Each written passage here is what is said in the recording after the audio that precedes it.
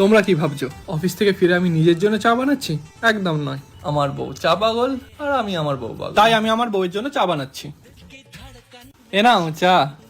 Thank you. এই যে আমার হাতের এক কাপ চা খেয়ে আমার বউ খুশি, আর আমার বউ খুশি তো আমিও খুশি। দিন শেষে পাশে বর আর বরের হাতে বানানো এক কাপ চা দারুণ লাগে।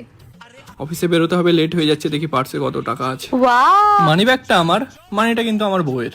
ইনকাম করি কিসের জন্য? আমার বউয়ের জন্যই তো। আমি ঘরটা সুন্দর করে সামলাই বলেই তো বর বাইরেটা সামলে আমার জন্য ইনকাম করে আনে। আরে জান, আমাকে দাও, আমি করে দিচ্ছি, এখন তো আমার হাতে সময় আছে।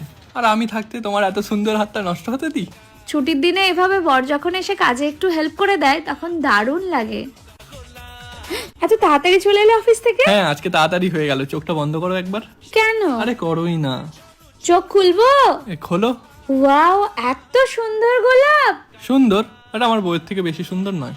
বউকে কত সহজেই খুশি করা যায়। বউ খুশি তো সংসারে শান্তি, সংসারে শান্তি তো আমিও শান্তি।